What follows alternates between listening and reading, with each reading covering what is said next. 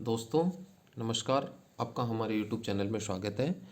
इस वीडियो में हम शिक्षा मनोविज्ञान एवं शिक्षण विधियाँ के टॉपिक अधिगम के सिद्धांत के प्रवर्तक, प्रयोग, उनका शिक्षा में क्या प्रयोग है, इस पर चर्चा करते हैं। दोस्तों, आप हमारे YouTube चैनल पर नए हैं तो प्लीज़ चैनल को सब्सक्राइब करें, बेल आइकन को प्रेस करें ताकि हमें मोटिवेशन मिल सके। चलिए आगे बढ़ते हैं। अधिगम के सिद्धांत, इसमें पहला है प्रयत्न एवं भूल द्वारा अधिगम। इसे उद्दीपन अनुक्रिया सिद्धांत, अधिगम का बंध सिद्धांत, एसआर थ्योरी, आवर्ती का सिद्धांत नामों से जाना जाता है। इसके जो प्रवर्तक थे वो थॉर्नडाइक थे। इन्होंने अपना जो प्रयोग है वो बिल्ली पर किया। शिक्षा में इसका क्या प्रयोग है? इसमें अभ्यास द्वारा सीखने पर बल दिया जाता है, यानी बार बार जो हम अभ्यास करवाते हैं और उसके द्वारा सीखा जो जाता है, ये जो सिद्धांत है उस पर बल देता है। अभ्यास द्वारा व्यक्ति को किसी भी कार्य में निपुण बनाया जा सकता है, यानी बार बार हम उसे अभ्यास कराएंगे तो वह व्यक्ति उस कार्य में निपुण हो जाएगा।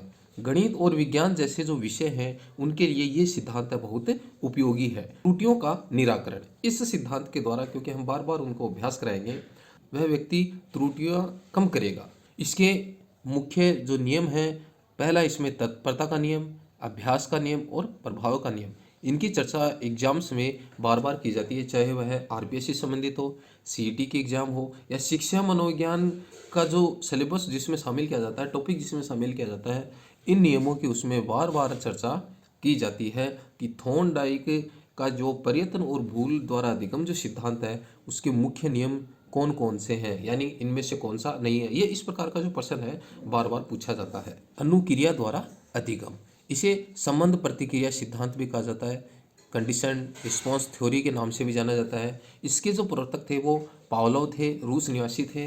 इन्होंने कुत्ते पर इस सिद्धांत का प्रयोग किया। शिक्षा में इसका जो प्रयोग है वो आदत निर्माण कृत्रिम उद्दीपक के द्वारा संबंध प्रतिक्रिया धीरे धीरे आदत बन जाती है, ये इसका महत्वपूर्ण प्रयोग है।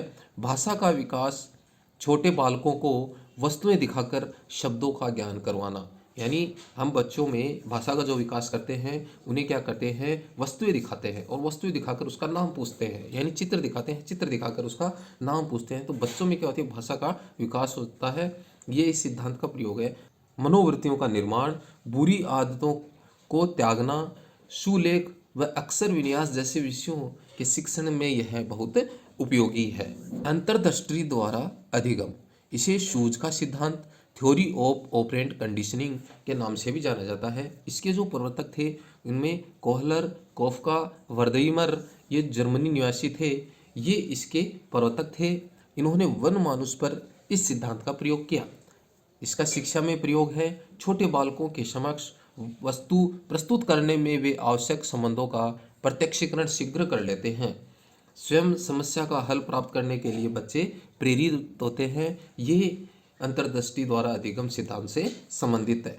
नेक्स्ट है क्रिया प्रसूत अधिगम, क्रिया प्रसूत अनुबंधन का सिद्धांत, इसे कार्यात्मक प्रतिबद्धता का सिद्धांत भी कहा जाता है। इसके जो प्रवर्तक थे B.F. स्किनर थे। इन्होंने कबूतर, चूहे पर अपना प्रयोग किया। शिक्षा में इस सिद्धांत का प्रयोग है, किसी भी अच्छे कार्य के लिए सकारात्मक पुनर्बलन देकर उसे प्रोत्साहित करना चाहिए। अगर बच्चा अच्छा कार्य कर रहा है तो उसे सकारात्मक पुनर्बलन देना है, और किसी भी गलत कार्य के लिए ऋणात्मक पुनर्बलन देकर उसे घटाना चाहिए। अगर गलत कार्य कर रहा है तो उसे ऋणात्मक पुनर्बलन देना है और उस कार्य को घटाना है। प्रबलन का सिद्धांत, इसे विधिक सिद्धांत के नाम से भी जाना जाता है। इसके प्रवर्तक थे C.L. हल। इन्होंने जो अपना प्रयोग है वो चूहे पर किया। शिक्षा में इसका जो प्रयोग है वो व्यक्तिगत शिक्षा पर इसमें बल दिया जाता है। शिक्षक को विषय वस्तु तथा अधिगम को दोहराने पर बल देना चाहिए ताकि बालक की आदत को बेहतर बनाया जा सके। ये इसका प्रयोग है शिक्षा में। नेक्स्ट है अधिगम का प्राकृतिक दशा सिद्धांत, इसे क्षेत्र लेविन सिद्धांत भी कहा जाता है। इसके जो प्रवर्तक हैं वो कर्ट लेविन है। लेविन यानी क्षेत्र, क्षेत्र को लेवल किया जाता है, यानी लेविन किया जाता है। ये जर्मनी के थे और इसको हमें इससे जोड़ना है लेविन यानी क्षेत्र से। क्षेत्र को क्या किया जाता है, लेवल किया जाता है। लेविन यानी क्षेत्र सिद्धांत लेविन। इसका शिक्षा में प्रयोग है क्या है, शिक्षकों को छात्रों की योग्यता एवं शक्ति के अनुसार उपयुक्त मनोवैज्ञानिक वातावरण उपलब्ध कराकर प्राप्त उद्देश्यों को प्रभावी ढंग से निर्देशित करना चाहिए। इसमें व्यवहार पर जोर देते हुए अभिप्रेरणा का प्रयोग भी करना चाहिए। स्थापनता का सिद्धांत, इसके प्रवर्तक हैं एडवर्ड गुथ्री। शिक्षा में इस सिद्धांत का प्रयोग है शिक्षक को उत्तेजना एवं अनुक्रिया के मध्य अधिकतम साहचर्य स्थापित कर अधिगम की प्रक्रिया को प्रभावशाली बनाना चाहिए।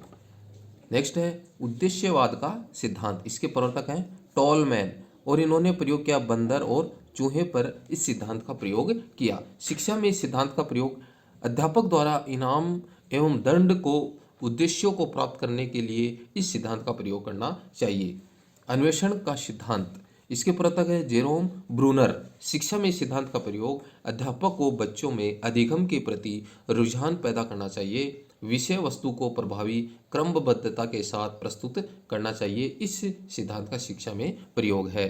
शाब्दिक अधिगम का सिद्धांत, इसे प्राप्त अधिगम का सिद्धांत भी कहते हैं। इसके प्रवर्तक थे आशु बेल। शिक्षा में इस सिद्धांत का प्रयोग विषय वस्तु को विद्यालय परिस्थितियों में प्रस्तुत किया जाना चाहिए। यह महाविद्यालय स्तर के लिए उपयोगी है। शाब्दिक अधिगम का जो सिद्धांत है, जिसे आशु बेल इसके प्रवर्तक हैं, यह सिद्धांत महाविद्यालय स्तर के लिए बहुत उपयोगी है।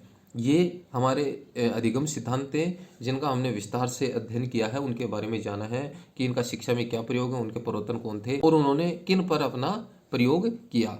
अब ये जो इनके अलावा जो मुख्य जो अधिगम जो सिद्धांत हैं वो इस प्रकार से हैं। अनुकरण द्वारा अधिगम, इस सिद्धांत के प्रवर्तक हैं हेगर्टी। सामाजिक अधिगम सिद्धांत, इसके प्रवर्तक हैं अल्बर्ट बांडुरा। अधिगम का मानवतावादी सिद्धांत, इसके मैस्लो। अधिगम का सूचना प्रसाधन सिद्धांत कार्ल रोजर्स। चिन्ह अधिगम के सिद्धांत एडवर्ड टोलमैन।